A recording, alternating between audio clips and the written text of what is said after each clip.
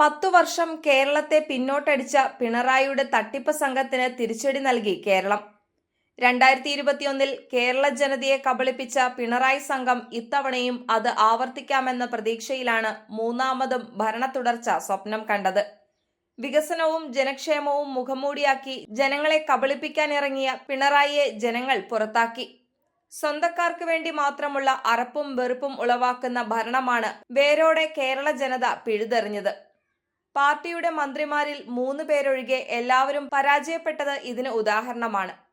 പാർട്ടിയെ അണികൾ തിരുത്തുന്നു എന്ന് നിരീക്ഷിക്കാവുന്ന ഫലമാണ് വന്നിരിക്കുന്നത്. നിയമസഭാ തെരഞ്ഞെടുപ്പ് പ്രഖ്യാപിച്ചപ്പോഴും വോട്ടെടുപ്പ് കഴിഞ്ഞ് എക്സിറ്റ് പോൾ ഫലം വന്നപ്പോഴും തുടർഭരണം എന്ന വ്യാമോഹത്തിലായിരുന്നു LDF നേതാക്കൾ. എന്നാൽ ഫലം വന്നപ്പോൾ വൻ തിരിച്ചടിയാണ് ജനം നൽകിയിരിക്കുന്നത്. ഭരണവിരുദ്ധ വികാരമില്ലെന്ന് ആവർത്തിച്ച് CPIM നേതാക്കൾ പറഞ്ഞപ്പോഴും ഫലം വന്നപ്പോൾ ഭരണവിരുദ്ധ വികാരം തിരിച്ചടിയാകുന്നതാണ് കാണുന്നത്. UDF മുന്നേറ്റത്തിൽ പാർട്ടി കോട്ടകൾ പോലും തകർന്നു. ഇതിനുത്തമ ഉദാഹരണമാണ് മുഖ്യമന്ത്രി പിണറായി വിജയന് സ്വന്തം മണ്ഡലത്തിൽ നിന്ന് പോലും ലഭിച്ചത്. 6 റൗണ്ടുകളിലാണ് ധർമ്മടത്ത് പിണറായി വിജയൻ പിന്നിൽ നിന്നത്. ഇടത് കോട്ടകൾ പലതും ഇടഞ്ഞു, ജനങ്ങൾ കൈവിട്ടു. ഇടത് കോട്ടയായ കണ്ണൂരിലെ മണ്ഡലങ്ങളിൽ UDF ആധിപത്യം CPMനെ ഞെട്ടിച്ചു. പയ്യന്നൂരിൽ V കുഞ്ഞികൃഷ്ണന്റെയും തളിപ്പറമ്പിൽ TK ഗോവിന്ദന്റെയും വിജയം CPMനെ ഞെട്ടിച്ചിരിക്കുകയാണ്.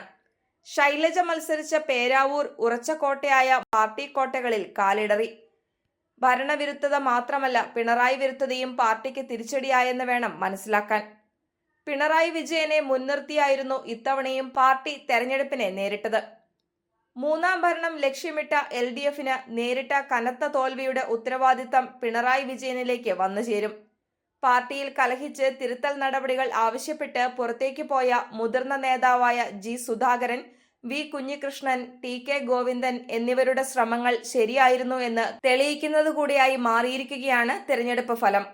ഭരണവിരുദ്ധ വികാരമില്ലെന്ന് തെളിയിക്കാൻ പോലും CPMന് കഴിയാതെ പോകുന്നു.